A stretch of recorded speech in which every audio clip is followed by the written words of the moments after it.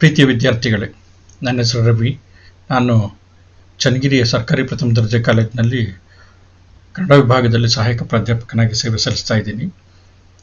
ಪ್ರಸ್ತುತ ನಾವು ಕರ್ನಾಟಕ ಭಾರತ ಕಥಾಮಂಜರಿಯನ್ನು ದಾವಣಗೆರೆ ವಿಶ್ವವಿದ್ಯಾಲಯ ತನ್ನ ಸೆಕೆಂಡ್ ಇಯರ್ BA ಐಚ್ಛಿಕ ಕನ್ನಡದ 4ನೇ ಸೆಮ್ನ ವಿದ್ಯಾರ್ಥಿಗಳಿಗೆ ಪಠ್ಯವಾಗಿ ನಿಗದಿಪಡಿಸಿರುವಂಥ ಈ ಕಾವ್ಯ ಭಾಗವನ್ನು ನಾವು ಅಧ್ಯಯನ ಮಾಡ್ತಾ ಇದ್ವಿ. ಪ್ರಸ್ತುತ ಪ್ರಥಮ ಸಂಧಿಯಲ್ಲಿ, ಆದಿಪರ್ವದ ಪ್ರಥಮ ಸಂಧಿಯಲ್ಲಿರುವಂತಹ ಕೆಲವು ಆಯ್ದಿರುವಂತಹ ಪದ್ಯಗಳ ಬಗ್ಗೆ ನಾವು ಅಭ್ಯಾಸ ಮಾಡ್ತಾ ಇದ್ವಿ. ಅರ್ಧ ಭಾಗವನ್ನು ನಾವು ಅಭ್ಯಾಸ ಮಾಡಿದ್ವಿ, ಇನ್ನೊಂದು ಅರ್ಧ ಭಾಗ ಉಳ್ಕೊಂಡಿದೆ.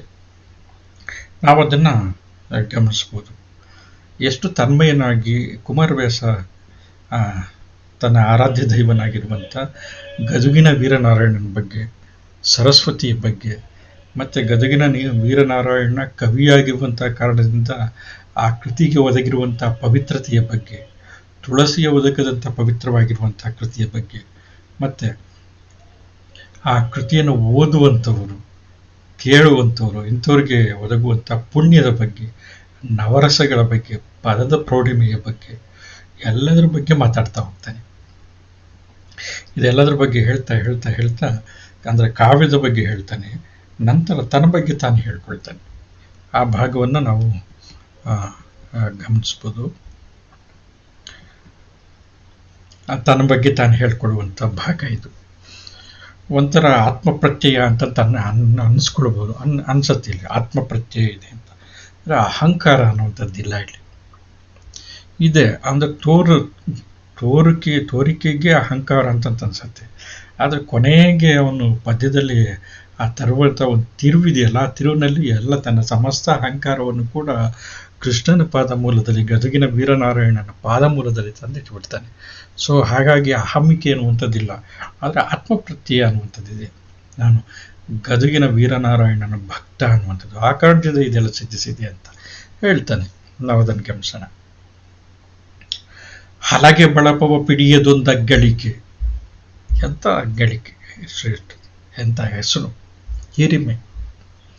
ಹಲಗೆ ಬಳಪವ ಪಿಡಿಯದೊಂದಗ್ಗಳಿಕೆ, ಪದವಿಟ್ಟು ಅಳುಪದೊಂದಗ್ಗಳಿಕೆ, ಪರರ ಒಡ್ಡವದ ರೀತಿಯ ಕೊಳ್ಳದಗ್ಗಳಿಕೆ, ಬಳಸಿ ಬರೆಯಲು ಕಂಠಪತ್ರದ ಉಲುಹುಗೆಡದಗ್ಗಳಿಕೆ ಎಂಬ ಈ ಬಲುಹು ಗದುಗಿನ ವೀರನಾರಾಯಣನ ಕಿಂಕರಗೆ. ಈ ಬಲುಹು, ಈ ಹಿರಿಮೆ ಯಾರಿಂದ ಬಂದಿದೆ? ಗದುಗಿನ ವೀರನಾರಾಯಣನ ಕಿಂಕರನಾಗಿರುವಂಥ ಕಾರಣದಿಂದ ಲಭಿಸಿದೆ. ಯಾವುದೇ ಲಭಿಸಿದೆ?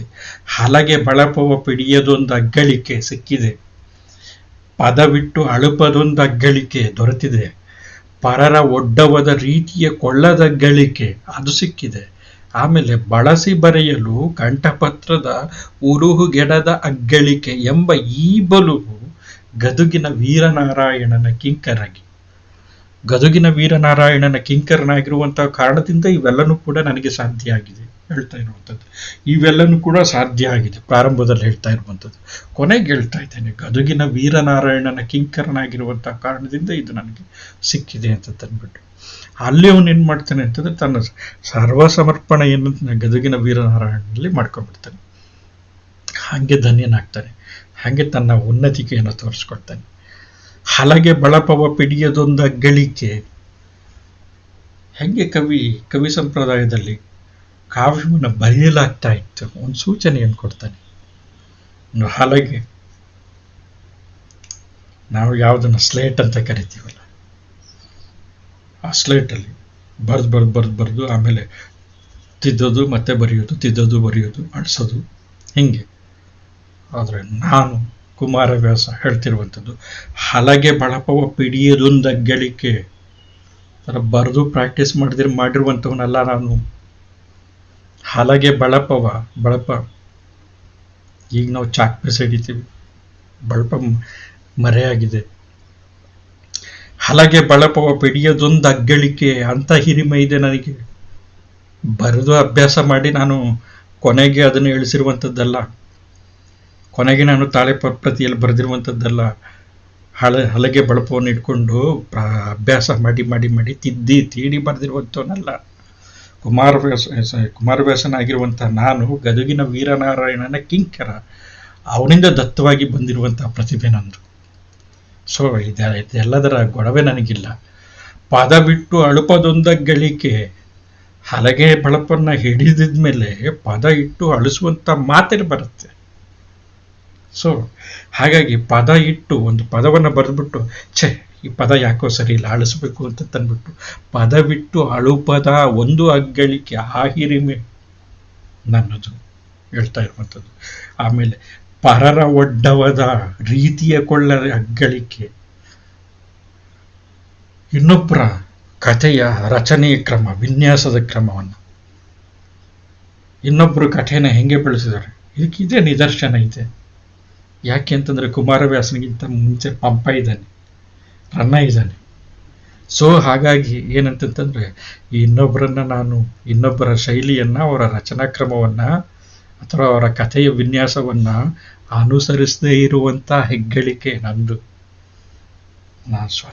ನನ್ನ ಸ್ವಂತಿಕೆಯಿಂದ ಬರ್ತಿದ್ದೀನಿ. ಆ ಸ್ವಂತಿಕೆ ಯಾರಿಂದ ಬಂದಿರುವಂಥದ್ದು? ನನ್ನ ಒಡೆಯನಿಂದ ಬಂದಿರೋದು, ಗದುಗಿನ ವೀರನಾರಾಯಣನಿಂದ ಬಂದಿರೋದು. ಪರರ ಒಡ್ಡವದ ರೀತಿಯ ಕೊಳ್ಳದ ಅಗ್ಗಳಿಕೆ, ಆಮೇಲೆ ಬರೆಯೋದಕ್ಕೆ ಶುರು ಮಾಡಿದ ತಕ್ಷಣ ಬಳಸಿ ಬರೆಯಲು ಕಂಠಪತ್ರದ ಉಲುಹುಗೆಡದ ಅಗ್ಗಳಿಕೆ. ಕಂಠಪತ್ರದ ಉಲುಹುಗೆಡದ ಅಗ್ಗಳಿಕೆ. ಕಂಠಪತ್ರ ಅಂತಂತಂದರೆ ಆ್ಯಕ್ಚುಲಿ ಹಿಂದೆ ಲೋಹದಿಂದ ಮಾಡಿರುವಂಥ, ಅದರ ತುದಿ ತುಂಬ ಚೂಪಾಗಿರುವಂಥ ಒಂದು ಲೇಖನಿ ಅಂತ ಸಾಧನ. ಅದನ್ನು ತೆಗೆದುಕೊಂಡು ಏನು ಮಾಡ್ತಾ ಇದ್ರು ಅಂತಂದರೆ ತಾಳೆಪ್ರತಿ ಹದ ಮಾಡಿರುವಂಥ, ನೀಟಾಗಿ ಕತ್ತರಿಸಿರುವಂಥ ತಾಳೆಪ್ರತಿ ಸಂಸ್ಕರಿಸಿ ಒಣಗಿಸಿರ್ತಿದ್ರು. ಆ ತಾಳೆಪ್ರತಿಯ ಮೇಲೆ ಕಂಠಪತ್ರ ಲೋಹದ ಚೂಪಾಗಿರುವಂಥ ತುದಿಯಿಂದ ಬರಿತಾ ಹೋಗೋರು. ಬರೆದಿದ್ದು ಗೊತ್ತಾಗ್ತಿರ್ಲಿಲ್ಲ, ಆದರೆ ಒಣಗಿರುವಂಥ ತಾಳೆಪ್ರತಿ ಮೇಲೆ ಬರಿತಾ ಇರ್ಬೇಕಾದ್ರೆ ಕರ ಕರ ಕರ ಕರ ಕರ ಶಬ್ದ ಬರೋದು. ಬಳಸಿ ಬರೆಯಲು ಕಂಠಪತ್ರದ ಉಲುಹುಗೆಡದ ಗಳಿಕೆ. ಆ ಕಂಠಪತ್ರದ ಮೇಲೆ ಬರಿತಿರ್ಬೇಕಾದ್ರೆ ಕರ ಕರ ಕರ ಕರ ಅಂತಿತ್ತಲ್ಲ, ಪ್ರಾರಂಭದಿಂದನೂ ಕೂಡ ತಾಳೆ ಪ್ರತಿಯ ಕೊನೆ ತನಕನೂ ಕೂಡ ಆ ಉಲುಹು ಕೆಡದ ಅಗ್ಗಳಿಕೆ ಹಂಗೆ ಬರಿತಾ ಇದ್ದೆ. ಎಲ್ಲೂ ಕೂಡ ನಿಲ್ಲಿಸ್ತಿರ್ಲಿಲ್ಲ, ನಾನು ಹಂಗೆ ಬರಿತಿದ್ದೆ. ಬಳಸಿ ಬರೆಯೋದಕ್ಕೆ ಪ್ರಾರಂಭ ಮಾಡಿದರೆ ಕಂಠಪತ್ರದ ಕಂಠ ಅಂತಂತಂದ್ರೆ ಆ ಲೋಹದ ಲೇಖನಿ, ಅದಕ್ಕೇನು ಇಂಕ್ ಇರ್ತಿರ್ಲಿಲ್ಲ, ಬರೀ ಅದು ಗುರುತು ಮಾಡೋದಷ್ಟೇ. ಅದ್ರ ಮೇಲೆ ಬರೆದು ಅಂದರೆ ತಾಳೆ ಪ್ರತಿ ಮೇಲೆ ಬರೆದ್ರೆ ಆ ಬರೆಯುವಂಥ ಅಕ್ಷರಗಳು ಗುರುತಾಗೋದು. ಯಾವ್ದ್ರ ಮೇಲೆ ಬರ್ತಿದ್ರು? ಪತ್ರದ ಮೇಲೆ, ತಾಳೆ ಪತ್ರದ ಮೇಲೆ ಬರಿತಾ ಇದ್ರು, ಅಗರಿಯ ಮೇಲೆ ಬರಿತಾ ಇದ್ರು. ಸೊ ಕಂಠದ ಪತ್ರದ ಉಲುಹು, ಆ ಶಬ್ದ ಬರ್ತಿತ್ತಲ್ಲ, ಅದು ಕೆಡದ ಅಗ್ಗಳಿಕೆ, ಎಲ್ಲೂ ನಿಲ್ತಿರ್ಲಿಲ್ಲ. ಒಂದ್ಸತಿ ಶುರು ಮಾಡಿದ್ರೆ ಕೊನೆ ತನಕನೂ ಕೂಡ ಅದು ಎಲ್ಲಿ ನಾನು ಆ ಪದ್ಯ ನಿಲ್ಬೇಕು ಅಲ್ಲಿಗೆ ನಿಲ್ತಾ ಇತ್ತು. ಬಳಸಿ ಬರೆಯಲು ಕಂಠಪತ್ರದ ಉಲುಹುಗೆಡದ ಅಗ್ಗಳಿಕೆ. ಆಮೇಲೆ ಬರೆದಿರುವಂಥ ತಾಳೆಪ್ರತಿ ಮೇಲೆ ಅಕ್ಷರಗಳು ಮೂಡೋದು, ಆಮೇಲೆ ಅದ್ರ ಮೇಲೆ ಒಂದು ಇದು ಮಸಿಯನ್ನು ಬಳಿಯೋರು. ಮಸಿ ಬೆಳೆದಾಗ ಆ ಮಸಿಗಳು ಬರೆದಿರುವಂಥ ಲೇಖನಿಯಿಂದ ಕಂಠದಿಂದ ಬರೆದಿರುವಂಥ ಗುರುತುಗಳಿರ್ತಿತ್ತಲ್ಲ, ಗುರುತಿನ ಮೇಲೆ ಮಸಿಗಳು ಕೂತ್ಕೊಳ್ತಾ ಇದ್ವು, ಅಕ್ಷರಗಳು ಕಾಣವು. ಹಿಂಗೆ ತಾಳೆಪ್ರತಿಗಳು ರೂಪಿಸ್ತಾ ಇದ್ವು, ಬರಿತಾ ಇದ್ವು. ಈ ಥರ ಕಾವ್ಯಗಳನ್ನು ಈ ತಾಳೆಪ್ರತಿಯಲ್ಲಿ ಬರೆಯಲಾಗಿರುವಂಥದ್ದು ನೋಡ್ರಿ. ಫಸ್ಟ್ ಹಲಗೆ ಮತ್ತು ಬಳಪವನ್ನು ಇಟ್ಕೊಂಡು ಅಭ್ಯಾಸ ಮಾಡ್ತಾ ಇದ್ರು. ಆ ಥರ ನಾನು ಮಾಡಿದವನಲ್ಲ. ಪದ ಇಟ್ಟು ಆಮೇಲೆ ಪದ ಬರೆದು ಅಳಿಸ್ತಾ ಇದ್ರು, ಹಂಗೆ ಮಾಡಿದವನಲ್ಲ. ಒಂದ್ಸತಿ ಬಳಸಿ ಬರೆಯಲು ತೆಗೆದುಕೊಂಡ್ರೆ ಕಂಠವನ್ನು ಮತ್ತು ಪತ್ರವನ್ನು, ಉಲುಹುಗೆಡದ ಅಗ್ಗಳಿಕೆ, ಎಲ್ಲೂ ಕೂಡ ನಿಲ್ತಿರ್ಲಿಲ್ಲ. ಅಂಥ ಅಗ್ಗಳಿಕೆ ಶ್ರೇಷ್ಠತೆ ನಂದು. ಬಳಸಿ ಬರೆಯಲು ಕಂಠಪತ್ರದ ಉಲುಹುಗೆಡದ ಅಗ್ಗಳಿಕೆ ಎಂಬ ಈ ಬಲುಹು, ಇಂಥ ಹಿರಿಮೆ ಯಾರಿಗೆ? ಗದುಗಿನ ವೀರನಾರಾಯಣನ ಕಿಂಕರಕ್ಕೆ. ಗದುಗಿನ ವೀರನಾರಾಯಣನ ಕಿಂಕರನಾಗಿರುವಂಥ ಕಿಂಕರ ಸೇವಕ, ಗದುಗಿನ ವೀರನಾರಾಯಣನ ಸೇವಕನಾಗಿರುವಂಥ ನನಗೆ, ಅವನ ಸೇವಕನಾಗಿರುವಂಥ ಕಾರಣದಿಂದ ಈ ಬಲುಹು ನಂದು, ಈ ಹಿರಿಮೆ ನಂದು ಅಂಥದ್ದನ್ನು ದಯಪಾಲಿಸಿದ್ದಾನೆ. ಒಂದು ಆತ್ಮಪ್ರತ್ಯಯವನ್ನು ಹೇಳ್ತಾ ಇದ್ದಾನೆ, ಇದು ಅಹಮ್ಮಿಕೆ ಅಂತ ತನ್ಬೋದು. ಆದರೆ ಕೊನೆಗೆ ಅವನು ಗದಗಿನ ವೀರನಾರಾಯಣನ ಕಿಂಕರೆಗೆ ಅಂತ ಹೇಳುವಂಥ ಸಂದರ್ಭದಲ್ಲಿ ತನ್ನ ಸಮಸ್ತ ಅಹಮಿಕೆಯನ್ನು ಕೂಡ ಎಲ್ಲಿ ತರ್ತಾನೆ ಅಂತಂದರೆ ಕೃಷ್ಣನ ಪಾದಮೂಲದಲ್ಲಿ, ಗದಗಿನ ವೀರನಾರಾಯಣನ ಪಾದಮೂಲದಲ್ಲಿ ತಂದು ತನ್ನ ಅಹಂ ಸರ್ವಸ್ವವನ್ನು ಕೂಡ ಸಮರ್ಪಿಸ್ಬಿಡ್ತಾನೆ. ತನ್ನ ಅಹಮ್ಮನ್ನು ಕಳ್ಕೊಂಡ್ಬಿಡ್ತಾನೆ. ಅಹಮ್ಮನ್ನು ಕಳ್ಕೊಂಡಂಥ ಕುಮಾರವ್ಯಾಸ ವಿನೀತನಾದರೆ ಅವನ ಕಾವ್ಯ ಮಹತ್ತಾಗ್ಬಿಡತ್ತೆ. ನೋಡಿ, ಓದ್ತೀನಿ, ಓದ್ಬಿಟ್ಟು ನೆಕ್ಸ್ಟ್ ಮುಂದಿನ ಸ್ಟಾನ್ಸ್ ಹೋಗ್ತೀನಿ. ಹಲಗೆ ಬಳಪವ ಪಿಡಿಯದೊಂದಗ್ಗಳಿಕೆ, ಪದವಿಟ್ಟು ಅಳುಪದೊಂದಗ್ಗಳಿಕೆ, ಪರರ ಒಡ್ಡವದ ಮತ್ತೊಬ್ಬರ ವಿನ್ಯಾಸ ಕ್ರಮವನ್ನು, ರಚನಾ ಕ್ರಮವನ್ನು, ಮತ್ತೊಬ್ಬರ ವಿನ್ಯಾಸವನ್ನು, ಇನ್ನೊಬ್ಬರು ಬರೆದಿರುವಂಥ ರೀತಿಯನ್ನು ಕೊಳ್ಳದ ಅಗ್ಗಳಿಕೆ, ಬಳಸಿ ಬರೆಯಲು ಕಂಠಪತ್ರದ ಉಲುಹು ಕೆಡದಗ್ಗಳಿಕೆ ಎಂಬ ಈ ಬಲುವು ಗದುಗಿನ ವೀರನಾರಾಯಣನ ಕಿಂಕರ. ಯಾರು ಕಿಂಕರ? ಕುಮಾರವ್ಯಾಸ. ಇಂಥದ್ದೊಂದು ಹಿರಿಮೆ ನನ್ನದು ಹೇಳ್ತಾ ಇದ್ದಾನೆ. ಆಮೇಲೆ ಈ ಕೃತಿಯನ್ನು, ಈ ಕುಮಾರವ್ಯಾಸ ಬರೆದಿರುವಂಥ ಈ ಕೃತಿಯನ್ನು ನೋಡ್ರಿ, ತಿಳಿದಂಥವ್ರು ಓದಬೇಕು. ಕೃತಿಯನ್ನು ಅವಧರಿಸುವುದು, ಕೃತಿಯನ್ನು ಅವಧರಿಸುವುದು, ಸುಕವಿಯ ಮತಿಗೆ ಮಂಗಳವೀವುದು, ಅಧಿಕರು ಮತಿಸುವುದು, ತಿದ್ದುವುದು, ಮೆರೆವುದು, ಲೇಸ ಸಂಚಿಪುದು. ಯಾರು ಮಾಡ್ಬೇಕು ಹಿಂಗೆ? ನುತಗುಣರು, ಭಾವುಕರು, ವರಪಂಡಿತರು, ಸುಜನರು, ಸೂಕ್ತಿಕಾರರು ಮತಿಯ ನೀವುದು ವೀರನಾರಾಯಣನ ಕಿಂಕರಗೆ. ಮತ್ತೆ ತರ್ತಿದೆ ನೋಡಿ. ಪ್ರಾರಂಭದಲ್ಲಿ ತನ್ನ ಹಿರಿಮೆ ಹೆಮ್ಮೆಯನ್ನು ಹೇಳ್ದ. ಈಗ ಏನಂತಂತಂದ್ರೆ, ಹಿಂಗೆ ಬರೆದಿದ್ದೀನಿ ಒಂದು ಕವಿತೆಯನ್ನು. ಈ ಕವಿತೆ ಕೃಷ್ಣನ ಹೆಸರಿನಲ್ಲಿರುವಂಥದ್ದು. ಲಿಪಿಕಾರ ಅವನು, ತುಳಸಿಯ ಉದಕದಂತಿರುವಂಥದ್ದು, ಪದ್ಮನಾಭನ ಮಹಿಮೆ ಮತ್ತು ಧರ್ಮ ವಿಚಾರ ಮಾತ್ರ ಇರುವಂಥದ್ದು ಅಂತ ಒಂದು ಕೃತಿ ಬರೆದಿದ್ದೀನಿ.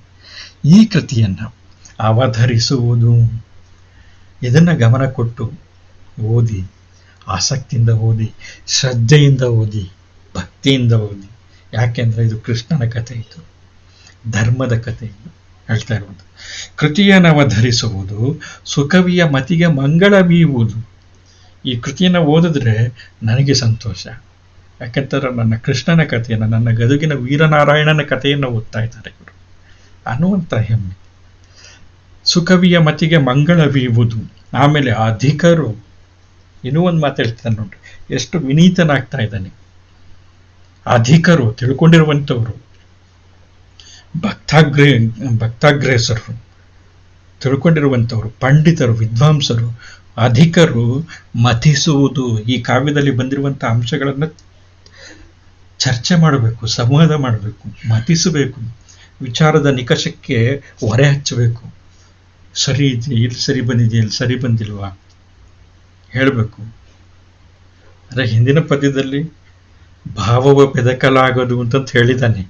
ಆದ್ರೂ ಕೂಡ ಇಲ್ಲಿ ಹೇಳ್ತಾ ಇರುವಂಥದ್ದು ನೋಡ್ರಿ, ಹೆಂಗೆ ಕವಿ ತನ್ನ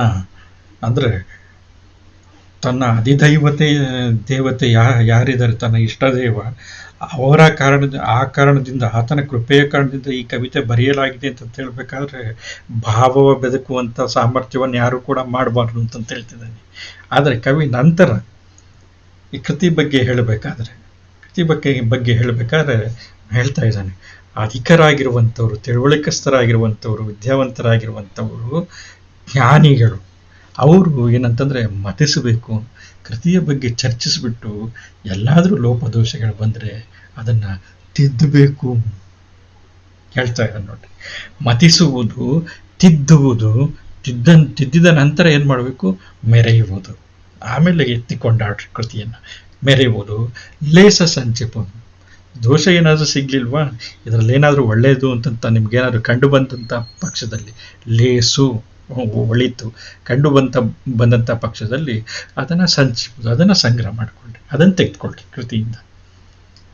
ತಪ್ಪೇನಾದರೂ ಕಂಡು ಬಂದರೆ ಅದನ್ನು ತಿದ್ರಿ, ನಂತರ ಒಳ್ಳೇದೇನಿದೆ ಅದನ್ನು ತೆಗೆದುಕೊಳ್ರಿ, ಕೃತಿ ಒಳ್ಳೇದಾಗತ್ತೆ. ಕೃತಿ ಆ್ಯಕ್ಚುಲಿ ನಾವೇನು ಅಂದ್ಕೊಳ್ತೀವಿ ಅಂತಂತಂದರೆ, ಒಂದು ಕೃತಿ ಅಂತಂದರೆ ಒಬ್ಬ ಲೇಖಕ ಬರೆದಿರುವಂಥದ್ದು ಅವನದೇನೆ ಅದು ಸಮಸ್ತವಾಗಿರುವಂಥದ್ದು ಅಂತ. ಆದರೆ ಹಿಂದೆ ಕೃತಿ ಸಂಪ್ರದಾಯಗಳು ಹೆಂಗಿರ್ತಿತ್ತು ಅಂತಂತಂದರೆ, ಆ ಕೃತಿಯಲ್ಲಿ ಆದರೆ ಕೃತಿಕಾರ ತನ್ನ ಹೆಸರನ್ನು ಹಿಂದೆ ಇಟ್ಕೊಂಡ್ಬಿಡ್ತಿದ್ದ. ಸೊ ಹಾಗಾಗಿ ಲಿಪಿಕಾರ ಕುಮಾರವ್ಯಾಸ ಇದೇ ಅವನು ನಾನು ಕವಿ ಅಂತ ಹೇಳೋದೇ ಇಲ್ಲ. ಸೊ ಹಾಗಾಗಿ ಯಾರಿಗೆ ಇಲ್ಲಿ ಸೂಕ್ತ ಅಂತಂದು ಅನ್ಸುತ್ತೆ ತಿಳಿದಂಥವ್ರು ಏನು ಮಾಡ್ರಿ ಅಂತಂದ್ರೆ ತಿದ್ರಿ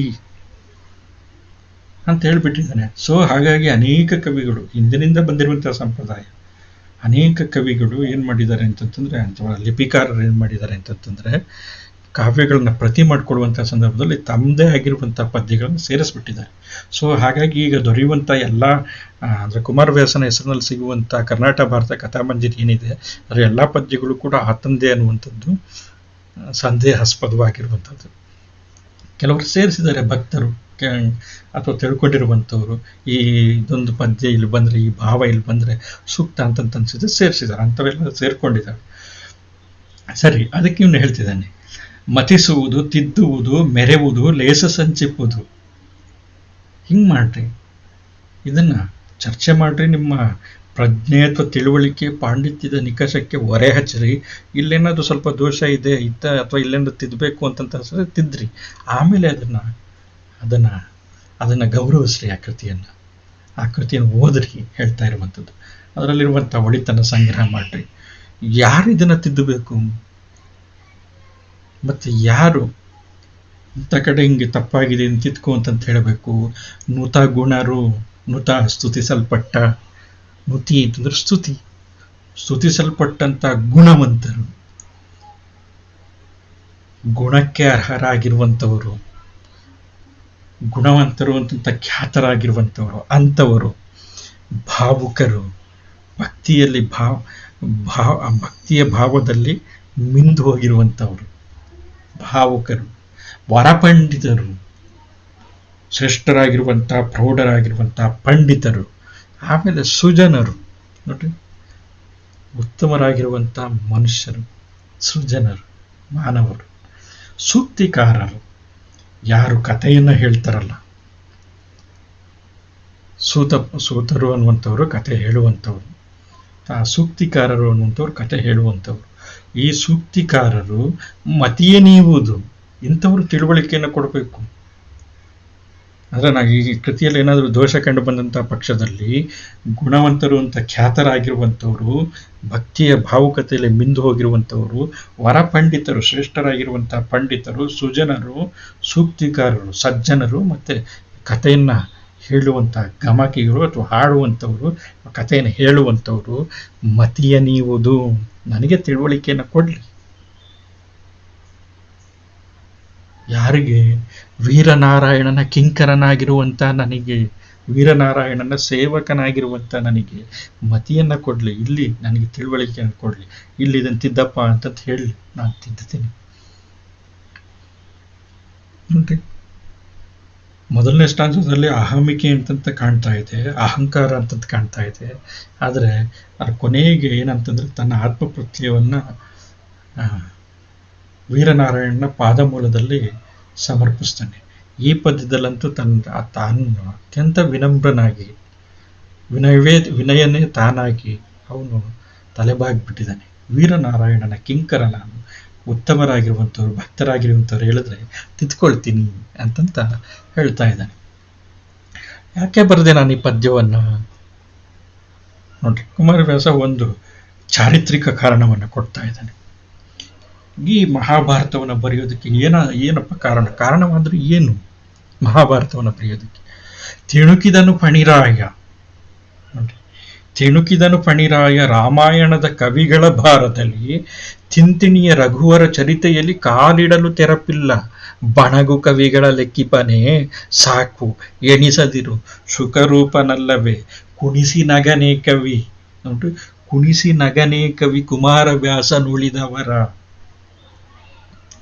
ಮೊದಲನೇ ಸ್ಟಾನ್ಸದಲ್ಲಿ ಕಾರಣ ಕೊಡ್ತಾ ಇದ್ದಾನೆ, ನಂತರ ಎರಡನೇ ಸ್ಟಾನ್ಸದಲ್ಲಿ ಮತ್ತೆ ತನ್ನ ಸ್ವಸಾಮರ್ಥ್ಯವನ್ನು ಹೇಳ್ಕೊಳ್ತಾ ಇದ್ದಾನೆ. ತಿಣುಕಿದನು ಫಣಿರಾಯ, ತಿಣುಕಿದನು ಫಣಿರಾಯ ರಾಮಾಯಣದ ಕವಿಗಳ ಭಾರದಲ್ಲಿ ಒದ್ದಾಡ್ತಾ ಇದ್ದಾನಂತೆ. ಯಾರು? ಫಣಿರಾಯ. ತಿಣುಕಿದನು ಫಣಿರಾಯ. ಫಣಿರಾಯ ಅಂತಂದ್ರೆ ಈ ತಿಂತಿಣಿ ಅಂತಂದ್ರೆ ಭೂಮಿಯನ್ನು ಹೊತ್ಕೊಂಡಿರುವಂಥವ್ನು ಆದಿಶೇಷ, ಪುರಾಣದ ಕಲ್ಪನೆ. ಭೂಮಿಯನ್ನು ಹೊತ್ತಿರುವಂಥ ಆದಿಶೇಷ ಒದ್ದಾಡಿ ಹೋಗ್ತಾ ಇದ್ದಾನಂತೆ, ತತ್ತರಿಸಿ ಹೋಗ್ತಾ ಇದ್ದಾನಂತೆ. ಯಾಕೆ ಯಾಕೆ ಅಂತಂದರೆ ಈ ಭೂಮಿ ಮೇಲೆ ರಾಮಾಯಣದ ಕವಿಗಳ, ರಾಮಾಯಣದ ಪುಸ್ತಕಗಳನ್ನ ರಚಿಸಿರುವಂಥ, ರಾಮಾಯಣದ ಕೃತಿಗಳನ್ನ ರಚಿಸಿರುವಂಥ ಅಷ್ಟೊಂದು ಕವಿಗಳಿದ್ದಾರೆ. ಎಲ್ಲಾದರೂ ಒಂದು ಹೆಜ್ಜೆ ಇಡೋದಕ್ಕೆ ಕಾಲು ಇಡೋಣ ಅಂತಂತೋದ್ರೆ ಅಲ್ಲೊಂದು ರಾಮಾಯಣದ ಕೃತಿ, ಅಲ್ಲೊಬ್ಬ ರಾಮಾಯಣದ ಕವಿ ಇರ್ತಾನೆ. ಸೊ ಹಂಗೆ ರಾಮಾಯಣಗಳ ರಚನೆ ಆಗಿದೆ, ರಾಮಾಯಣದ ಕೃತಿಗಳ ರಚನೆ ಆಗಿದೆ. ತಿಣುಕಿದನು ಫಣಿರಾಯ, ಒದ್ದಾಡುತ್ತಿರುವಂಥದ್ದು ಫಣಿರಾಯ ಆದಿಶೇಷ, ಫಣಿ ಸರ್ಪ, ಸರ್ಪಗಳ ರಾಯ ಆದಿಶೇಷ, ರಾಜ ಯಾರು ಅಂತಂದ್ರೆ ಆದಿಶೇಷ. ರಾಮಾಯಣದ ಕವಿಗಳ ಭಾರದಲ್ಲಿ, ರಾಮಾಯಣವನ್ನು ಬರೆದಿರುವಂಥ ಕವಿಗಳ ಭಾರದಲ್ಲಿ ನಲಗಿ ಹೋಗ್ತಾ ಇದ್ದಾನೆ. ತಿಂತಿಣಿಯ ರಘುವರ ಚರಿತೆಯಲ್ಲಿ, ಈ ಭೂಮಿಯಲ್ಲಿ ರಘುವರ ಚರಿತೆಯಲ್ಲಿ, ರಘುವಂಶಕ್ಕೆ ಸಂಬಂಧಪಟ್ಟಿರುವಂಥವನು ಯಾರು? ರಾಮ. ರಾಮನ ಚರಿತೆಯಲ್ಲಿ, ರಾಮನ ಚರಿತೆ ಯಾವುದು? ರಾಮಾಯಣದ ಈ ಕಥೆಗಳ ಭಾರ ಇದೆಯಲ್ಲ, ಅಥವಾ ರಾಮಾಯಣದ ಕವಿಗಳ ಅತಿಶಯ ಇದೆಯಲ್ಲ, ಹೆಚ್ಚಳ ಇದೆಯಲ್ಲ, ಈ ಹೆಚ್ಚಳದಲ್ಲಿ ಕಾಲಿಡಲು ತೆರಪಿಲ್ಲ, ಕಾಲಿಡೋದಕ್ಕೆ ಸಾಧ್ಯ ಆಗ್ತಿಲ್ಲ, ಅಷ್ಟು ರಾಮಾಯಣಗಳು. ಏಕೆ ರಾಮಾನುಜನ್ ಒಂದು ಲೇಖನವನ್ನು ಬರೆದಿದ್ದಾರೆ, 300 ರಾಮಾಯಣಸ್ ಅಂತ ತಂದ್ಬಿಟ್ಟು.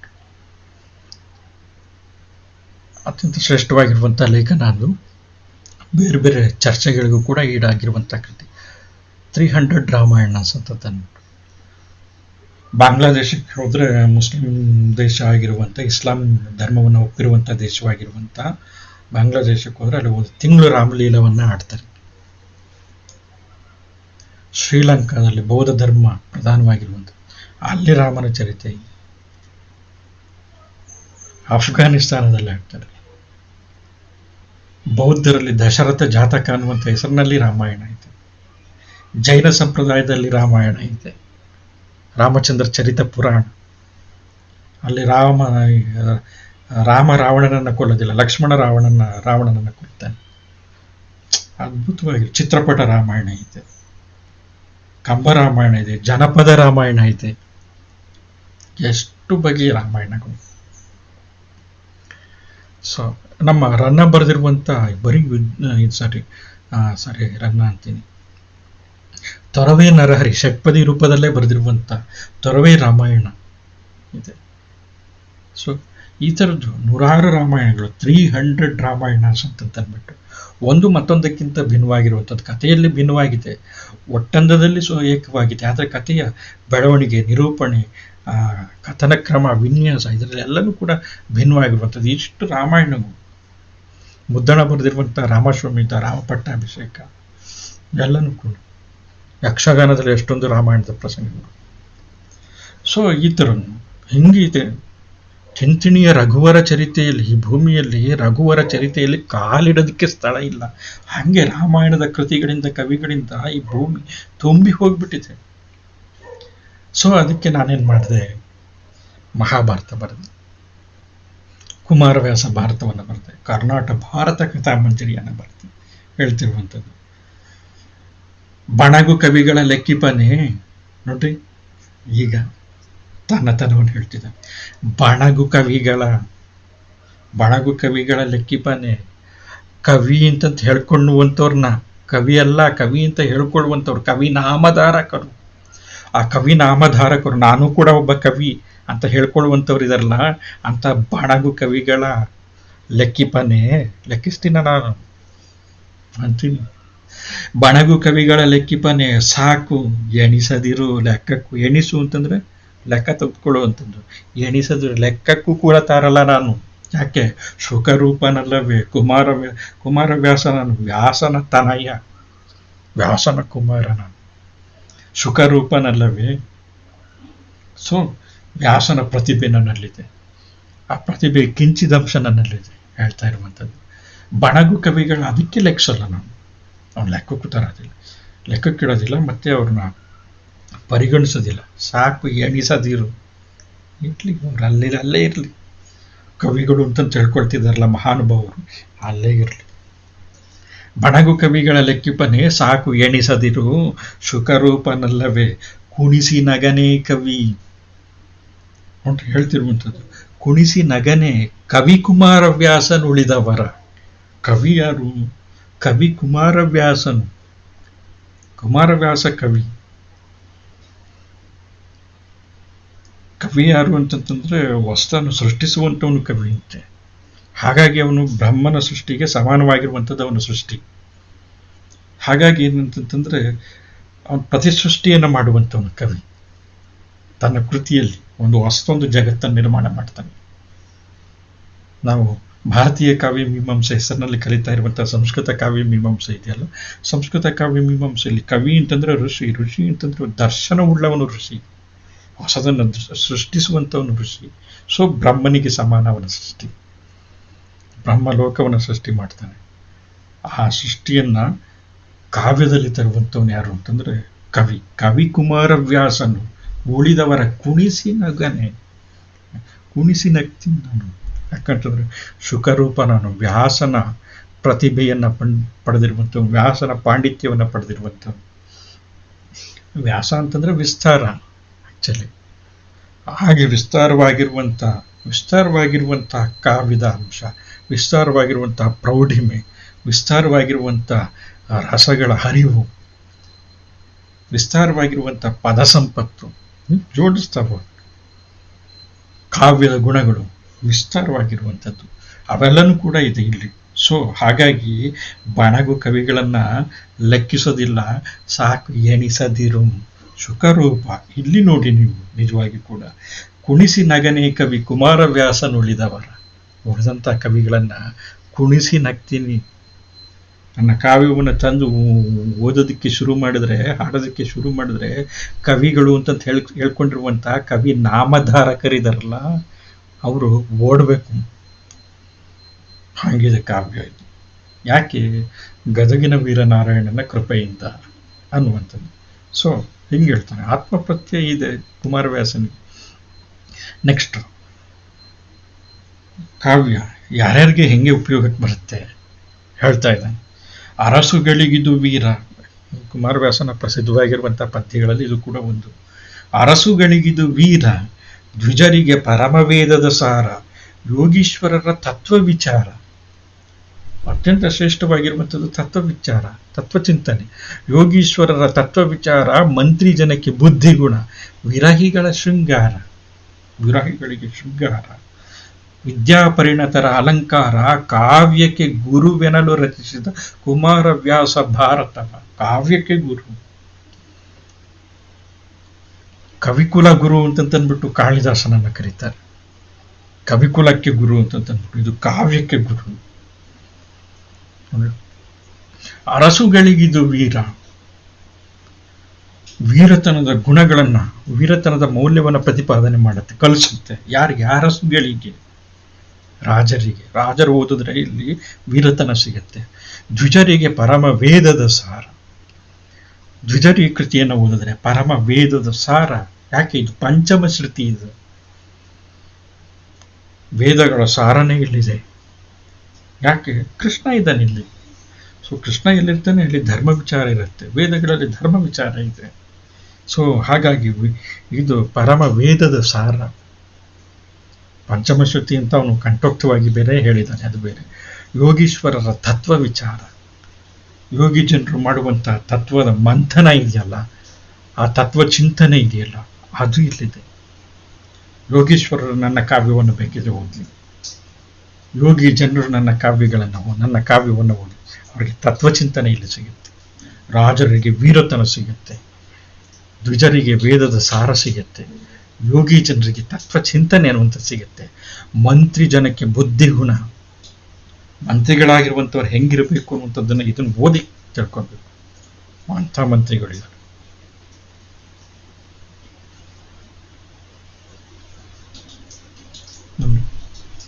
ಅಷ್ಟು ಶ್ರೇಷ್ಠವಾಗಿರುವಂಥದ್ದು. ಯಾರ್ಯಾರಿಗೆ ಏನೇನು ಬೇಕು ಅದೆಲ್ಲನೂ ಕೂಡ ಸಿಗುತ್ತೆ. ಮಂತ್ರಿ ಜನಕ್ಕೆ ಬುದ್ಧಿಗುಣ, ವಿರಹಿಗಳ ಶೃಂಗಾರ. ವಿರಹಿಗಳಾಗಿರುವಂಥವ್ರು ಓದಿದ್ರೆ ಇದರಲ್ಲಿ ಶೃಂಗಾರದ ಭಾವ, ಆ ಶೃಂಗಾರದ ಭಾವದಲ್ಲಿ ಇನ್ನೂ ಕೂಡ ದಗ್ಧರಾಗಿ ಹೋಗ್ತಾರೆ. ವಿರಹಿಗಳ ಶೃಂಗಾರ, ವಿರಹಿಗಳ ಶೃಂಗಾರ, ವಿದ್ಯಾಪರಿಣತರ ಅಲಂಕಾರ. ವಿದ್ಯಾಪರಿಣತರು ಯಾರು ಕಾವ್ಯವನ್ನು ಓದ್ತಾರೆ, ಯಾರು ಉತ್ತಮವಾಗಿರುವಂಥ ಕಾವ್ಯ ಸಂಸ್ಕಾರವನ್ನು ಹೊಂದಿದ್ದಾರೆ ಅಂತ ಇದು ಸಹೃದಯರು ಮತ್ತು ಲಾಕ್ಷಣಿಕರು ಅಥವಾ ಮೀಮಾಂಸಕರಿದ್ದರೆ ಅಂಥವ್ರಿಗೆ ಕಾವ್ಯ ಪರಿಣಿತ ಇದು ವಿದ್ಯಾಪರಿಣಿತರಿಗೆ ಅಲಂಕಾರ ಇದು ಶೋಭೆ ಒಂದು. ಇನ್ನೊಂದು ಏನಂತಂದರೆ ಇಲ್ಲಿ ಮೀಮಾಂಸೆಯಲ್ಲಿ ಬರುವಂಥ ಕಾವ್ಯ ಮೀಮಾಂಸೆಯಲ್ಲಿ ಬರುವಂಥ ಅಲಂಕಾರಗಳನ್ನು ಇಲ್ಲಿ ಸಿಗುತ್ತೆ. ರೂಪಕ ಸಾಮ್ರಾಜ್ಯ ಚಕ್ರವರ್ತಿ ಒಂದೇ ಅಂತಂತಲ್ಲ, ಬೇರೆ ಬೇರೆನೂ ಕೂಡ ಇದಾವೆ ಇಲ್ಲಿ. ಸೊ ವಿದ್ಯಾಪರಿಣಿತರ ಅಲಂಕಾರ ಮತ್ತೆ ಕಾವ್ಯಕ್ಕೆ ಗುರುವೆನಲು ರಚಿಸಿದ ಕುಮಾರವ್ಯಾಸ ಭಾರತವ. ಈ ಕುಮಾರವ್ಯಾಸ ಭಾರತವನ್ನು ಬರೆದಿದ್ದಾನೆ. ಅದು ಹೆಂಗಿದೆ ಅಂತಂದ್ರೆ ಕಾವ್ಯಕ್ಕೆ ಆಗಿದೆ. ಈ ಜಗತ್ತಿನಲ್ಲಿ ಯಾರ್ಯಾರು ಕಾವ್ಯಗಳನ್ನು ಬರೆದಿದ್ದಾರೆ ಆ ಕಾವ್ಯಗಳಿಗೆ ಗುರು ಸ್ವರೂಪವಾಗಿರುವಂಥದ್ದು, ಎಲ್ಲದಕ್ಕಿಂತ ಉನ್ನತವಾಗಿರುವಂಥದ್ದು. ಯಾಕೆ? ಪ್ರತಿಭೆಯ ಕಾರಣದಿಂದ, ಕುಮಾರವ್ಯಾಸನ ಪ್ರತಿಭೆಯ ಕಾರಣದಿಂದ. ಮತ್ತೆ ಕುಮಾರವ್ಯಾಸ ಹೇಳ್ಕೊಳ್ಳೋದಾದ್ರೆ ಇದು ಗದುಗಿನ ವೀರನಾರಾಯಣನನ್ನ ಕುರಿತದ್ದಾಗಿರುವಂಥ ಕಾರಣದಿಂದ. ಆದ್ರಿಂದ ಇದು ಕಾವ್ಯಕ್ಕೆ ಗುರು. ಕೃಷ್ಣನ ಕಥೆಯನ್ನು ಒಳಗೊಂಡಿರುವಂತಹ ಕಾರಣದಿಂದ ಇದು ಕಾವ್ಯಕ್ಕೆ ಗುರು. ಎಲ್ಲರಿಗೂ ಕೂಡ ಸಲ್ಲುವ ಕಾರಣದಿಂದ ಇದು ಕಾವ್ಯಕ್ಕೆ ಗುರು. ಇದು ನಿಜವಾಗಿ ಕೂಡ ನಿಜಾನೂ ಕೂಡ ಆಗಿದೆ. ಏನು ಅಂತಂತಂದ್ರೆ ಸಾಮಾನ್ಯ ಜನರು ಕೂಡ ಇದನ್ನ ಓದ್ತಾರೆ ಹಳ್ಳಿಕಟ್ಟೆಯಲ್ಲಿ ಕೂತ್ಕೊಂಡು. ಹಾಗೇನೆ ಪಂಡಿತರು ಕೂಡ ಇದನ್ನು ಓದ್ತಾರೆ. ಸೊ ಹಾಗಾಗಿ ಎಲ್ಲರಿಗೂ ಕೂಡ ಸಲ್ಲುವಂತಹ ಕಾರಣದಿಂದ ಕೂಡ ಕಾವ್ಯಕ್ಕೆ ಗುರು. ಯಾರ್ಯಾರಿಗೆ ಏನೇನು ಬೇಕೋ ಅದೆಲ್ಲನೂ ಕೂಡ ಇಲ್ಲಿ ತೆಗೆದುಕೊಳ್ಬೋದು.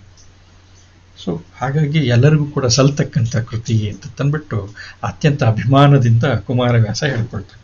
ಅರಸುಗಳಿಗಿದು ವೀರ, ದ್ವಿಜರಿಗೆ ಪರಮ ವೇದದ ಸಾರ, ಯೋಗೀಶ್ವರರ ತತ್ವ ವಿಚಾರ, ಮಂತ್ರಿ ಜನಕ್ಕೆ ಬುದ್ಧಿಗುಣ, ವಿರಹಿಗಳ ಶೃಂಗಾರ, ವಿದ್ಯಾಪರಿಣತರ ಅಲಂಕಾರ, ಕಾವ್ಯಕ್ಕೆ ಗುರುವೆನಲು ರಚಿಸಿದ ಕುಮಾರವ್ಯಾಸ ಭಾರತವ. ಕುಮಾರವ್ಯಾಸ ನಾನು ಭಾರತವನ್ನು ಹಿಂಗೆ ಬರೆದಿದ್ದೀನಿ, ಮಹಾಭಾರತವನ್ನು ಹಿಂಗೆ ಬರೆದಿರುವಂಥದ್ದು, ಕರ್ನಾಟಕ ಭಾರತ ಕಥಾಮಂಜರಿಯನ್ನು ಹಿಂಗೆ ಬರೆದಿದ್ದೀನಿ. ನೆಕ್ಸ್ಟ್ ಹೇಳ್ತಾ ಇದ್ದಾನೆ. ಲಾಸ್ಟ್ ಇದು ಏನಂತಂದ್ರೆ ಸಾಮಾನ್ಯವಾಗಿ ಮಂಗಳ ಪದ್ಯ ಅಂತಂತ ಕರೀತಾರೆ. ಏನು ಅಂತಂತಂದ್ರೆ ಪ್ರಾರಂಭದ್ದು ಶ್ರೀವನಿತೆಯ ಅರಸನೆ, ಅದನ್ನ ಪ್ರಾರಂಭದ ಪದ್ಯಗಳನ್ನು ನಾಂದಿ ಪದ್ಯ ಅಂತ ಕರೀತಾರೆ. ಕೊನೆ ಪದ್ಯಗಳನ್ನು ಅಂದ್ರೆ ಈ ಪದ್ಯವನ್ನು ಓದೋದ್ರಿಂದ ಏನು ಸಿಗತ್ತೆ ಅನ್ನುವಂಥದ್ದನ್ನ ಹೇಳಬೇಕಾದ್ರೆ ಅದನ್ನ ಮಂಗಳ ಪದ್ಯ ಅಂತಂತ ಕರೀತಾರೆ. ಸಾಮಾನ್ಯವಾಗಿ ಏನಂತಂದ್ರೆ ಈ ಥರದ ಪದ್ಯಗಳು ಕೃತಿಯ ಅಂತ್ಯದಲ್ಲೂ ಕೂಡ ಬರುತ್ತೆ. ಮತ್ತೆ ಏನಂತಂತಂದ್ರೆ ಆ ಕೃತಿಯ ಬಗ್ಗೆ ಅಂತಿಮವಾಗಿರುವಂಥ ಮಾತುಗಳನ್ನು ಹೇಳುವಂಥ ಸಂದರ್ಭದಲ್ಲಿನೂ ಕೂಡ ಬರುತ್ತೆ. ಇಲ್ಲಿ ಏನಂತಂದ್ರೆ ಪ್ರಥಮ ಸಂಧಿಯಲ್ಲಿ ಕುಮಾರವ್ಯಾಸ ಈ ಥರದೊಂದು ಮಂಗಳ ಪದ್ಯವನ್ನು ಕೊಟ್ಟಿದ್ದಾನೆ. ವೇದ ಪಾರಾಯಣದ ಫಲ, ಕೃತಿಯನ್ನು ಓದಿದ್ರೆ ಸಿಗುವಂಥದ್ದು ಎಂಥ ಫಲ ಸಿಗುತ್ತೆ? ವೇದ ಪಾರಾಯಣದ ಫಲ, ಗಂಗಾದಿ ತೀರ್ಥ ಸ್ನಾನ ಫಲ, ಕೃಚ್ಛಾದಿ ತಪಸ್ಸಿನ ಫಲವು, ಜ್ಯೋತಿಷ್ಠೋಮ ಯಾಗ ಫಲ, ಮೇದಿನಿಯನ್ನು ಒಲಿದಿತ್ತ ಫಲ, ವಸ್ತ್ರಾದಿ ಕನ್ಯಾದಾನ ಫಲಬಹುದು ಆಧರಿಸಿ, ವಸ್ತ್ರಾದಿ ಕನ್ಯಾದಾನ ಫಲಬಹುದು ಆಧರಿಸಿ, ಭಾರತದೊಳು ಒಂದಕ್ಷರವ ಕೇಳ್ದರಿಗೆ, ಒಂದಕ್ಷರವ ಕೇಳ್ದರಿಗೆ. ನೋಡಿ ಇನ್ನೊಂದ್ಸತಿ ಓದ್ತೀನಿ.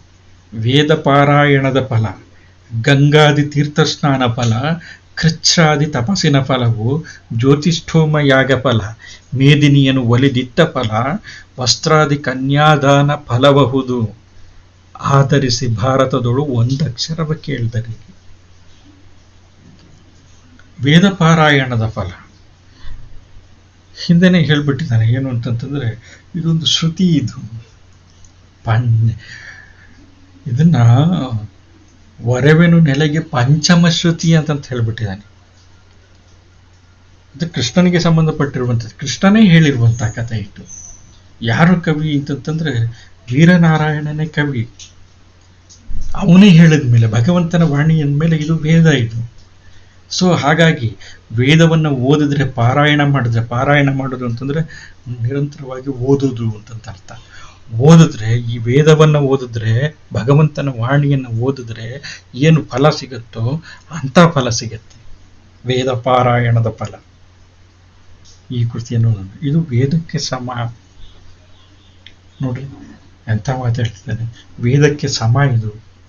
ಸೊ ಹಾಗಾಗಿ ವೇದವನ್ನು, 4 ವೇದಗಳನ್ನು ನೀವು ಓದಿದ್ರೆ ಎಂಥ ಫಲ ಸಿಗುತ್ತೋ, ಪುಣ್ಯ ಸಿಗುತ್ತೋ ಆ ಪುಣ್ಯ ಸಿಗತ್ತೆ ಈ ಕೃತಿಯನ್ನು ಓದಿದ್ರೆ. ವೇದ ಪಾರಾಯಣದ ಫಲ, ಗಂಗಾದಿ ತೀರ್ಥ ಸ್ನಾನ ಫಲ, ಗಂಗಾದಿ ತೀರ್ಥ ಸ್ನಾನ ಫಲ. ಗಂಗಾ ಸ್ನಾನವನ್ನು ಮಾಡಿದರೆ ಅಥವಾ ಪುಣ್ಯಕ್ಷೇತ್ರಗಳಲ್ಲಿರುವಂಥ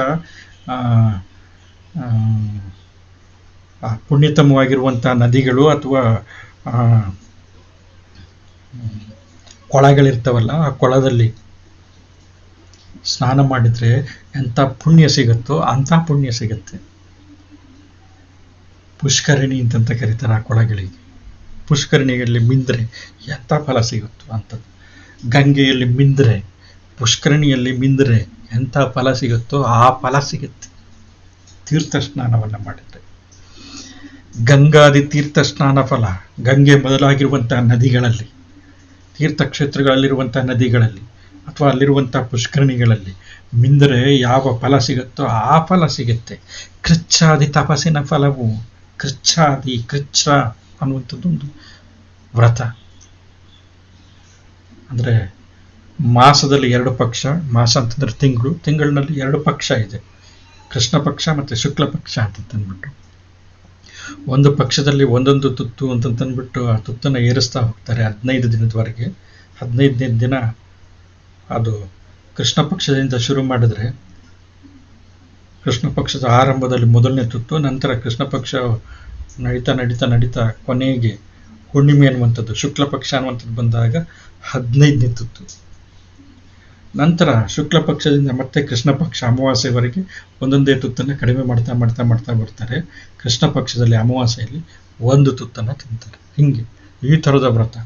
ಇದನ್ನು ಆಚರಣೆ ಮಾಡೋದ್ರಿಂದ, ಇದನ್ನು ಕಚ್ಚ ಅಂತ ಕರೀತಾರೆ, ಇದನ್ನು ಮಾಡೋದ್ರಿಂದ ಸಿಗುವಂಥ ಪುಣ್ಯ ಸಿಗತ್ತೆ.